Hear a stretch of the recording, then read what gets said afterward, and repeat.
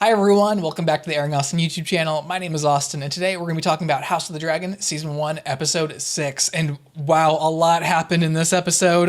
Don't know if we can cover it all, but we'll try our best here. So first of all, there is a 10-year time skip, and they recasted everyone in the show. Rhaenyra has a different actress, Alicent has a different actress. I know Alicent's actress is Olivia Cooke, an amazing, phenomenal actress who I haven't seen in a long time in media. Seeing Olivia Cooke again has been just really nice, especially since Alicent, especially after these last two episodes, she's my favorite character thus far. I think some of her reasoning behind some of her motives seem a little bit unfocused, but other than that, Alicent has, I kind of hyped her up last episode, so I'm not going to do as much of that here. Olivia Cooke is doing a great job already, just making Alicent that much better. Emma Darcy, who plays the new Rhaenyra, the older Rhaenyra, I don't really know much about her. After that opening scene, Emma Darcy, I don't know if I'm saying her name correctly, but oh my goodness, she gave me chills in that opening shot, that one shot, both of those one shots. She performed her butt off. What an amazing two scenes back to back. And it's kind of like the Daredevil kind of hallway fight scenes, those one shots, but it really adds to the tension of the Game of Thrones aesthetic. In that scene of Rhaenyra and Laenor walking out of the Queen's room, you just see Laenor turn back and there's just a trail of blood following Rhaenyra. That is such a good example of show, don't tell in storytelling. Yeah, she's in pain. As a guy, I guess, like, you don't really understand what, women go through with childbirth. You physically saw the trail of blood and it's like, she is pushing her limits. Rhaenyra is a very strong woman and she will not, give up any kind of like emotional position when it comes to her and the Queen. She will remain strong. That just changes everything that I've said about Rhaenyra in the last two episodes. Rhaenyra has come a long way, I guess, in these last 10 years, and she's become a lot more cunning. But you can tell by the end of this episode where she ends up going back to Dragonstone with her family. And yeah, no, Rhaenyra is really changing my mind really quickly. I'm just kind of like, Rhaenyra is a roller coaster of a character, which I don't mind. I think that makes for like a much more interesting story. But yeah, no, everyone is doing such a really good job in this episode. And oh my gosh, Sir Laenor, we mentioned him. He has a glow up. I mean, his hairdo alone is so freaking cool. I mean, it reminds me of, have you ever seen Treasure Planet? It really reminds me of Jim Hawkins, his haircut, or maybe like a Edward Elric kind of haircut. I don't know why I'm going gaga over his hair, but I just loved it. I wish I could pull that off. Speaking of Laenor, we don't really see a whole bunch of how he deals with a lot of these situations that Rhaenyra is putting them in, because Rhaenyra is having children with, I want to say his name is Harwin Strong, Sir Harwin Strong.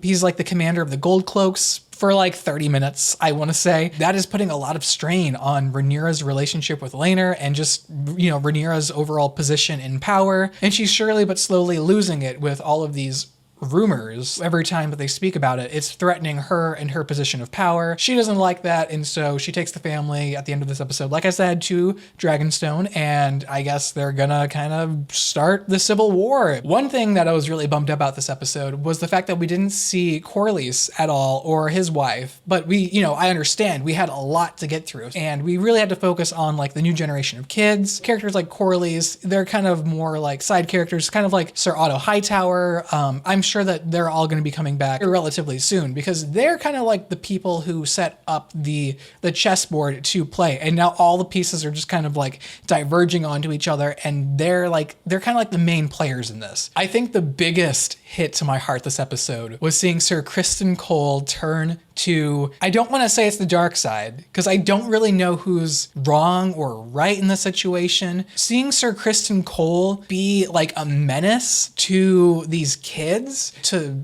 forsake Rhaenyra and what she did to him, it's like, dude, get over it. Like, she was like a kid. You guys had your issues and you move on. That being said, I don't really know what happened between them within like that 2-year jump. Were they together that whole time? And like, did she lie to him about things? I don't really know, but I don't think any of that warrants like a 10+ year grudge. You gotta move on, Sir Criston Cole. Don't be that guy. He also played his hand very well as the pawn. Like I said last time, he pretty much got Sir Harwin to confess that Rhaenyra's kids are his sons, and yeah, that was a pretty good move for what he did, and it really empowered the queen to make her moves with the king, and just to re-say like, hey guys, this is not right. They're kids, they don't belong, you know, in this family. They don't belong on the Iron Throne because they are the B word. They're a Jon Snow. And honestly, that didn't really hit home with me until the very end, where the kids are like, is Sir Harwin Strong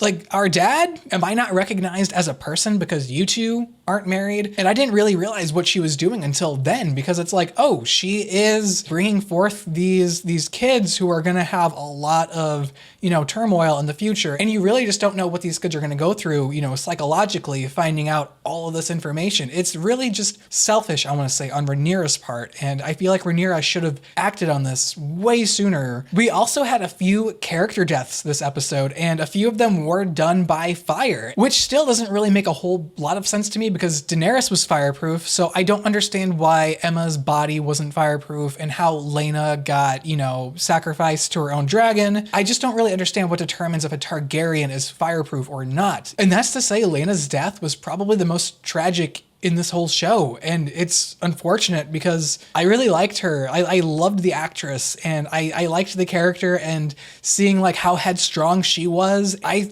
thought that was like a really cool kind of scenario with her and Daemon trying to like struggle to find out like who they are, where they should be, things like that. Should they be in Pentos? Should they go back to Westeros? What gives them fulfillment and power, and like what are their, you know, goals in life? But yeah, after this whole ordeal with his marriage, I think Daemon needs to remain single for a little while longer. I think he needs to find some form of self-love and appreciation of himself, and so that way he doesn't bring in this toxic personality into another failing marriage. And so after all that, it really makes me wonder, where is Daemon's character going? What are his motives? What's his plan? Does he just want to go live out, you know, a luxurious life in Pentos? It's interesting to me because he's not going on a linear straight path like that of Alicent Hightower. He's taking like leaps and bounds, and he's falling, and you know, he's taking the most adventurous route, if I had to put it into words. So the two other major deaths were Harwin and also his father, the Hand of the King. And is that Harwin's brother and that's the Hand's son? They're both the Hand's son. So yeah,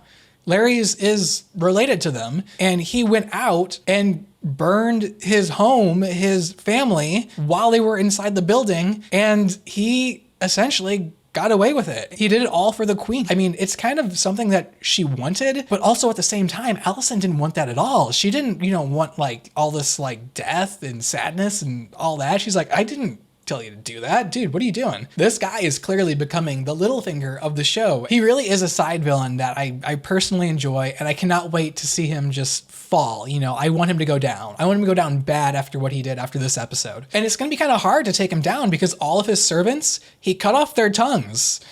That's insane. That is some wild stuff, because like no one can be like, hey, it was this guy who told me to do it. The only one who knows about it is Alicent, and I don't think she's gonna do anything so straightforward about it. I think that she's gonna continue to play the game the way she has been. You know, maybe she gets her dad's help in figuring out what to do with Larys, because he is a bigger threat than she may even realize currently. Also, why did Laenor have to name his son Joffrey? Laenor, we gotta talk. I have to tell you something. So yeah, a lot happened this episode, and I'm sure there's even more to talk about. There's the kids, Aemond, he's being bullied, you know, with a pig dragon. I don't even want to talk about that scene at the window. So yeah, I mean, a lot happened this episode, and I'm really excited for episode 7. With all that being said, I'm gonna go ahead and end the video here. If you guys liked the video, be sure to leave a like and a comment down below. The engagement really helps out a whole bunch. Also, if you guys enjoy my content, I highly recommend subscribing and turning on the notification bell. That way you guys can see more stuff coming from my channel. And so we are trying to reach a goal of 500 subscribers by the end of this year. It's gonna be very tricky, but I think that we can do it. So other than that, I'm really looking forward to episode 7 next week, and I will see you guys then.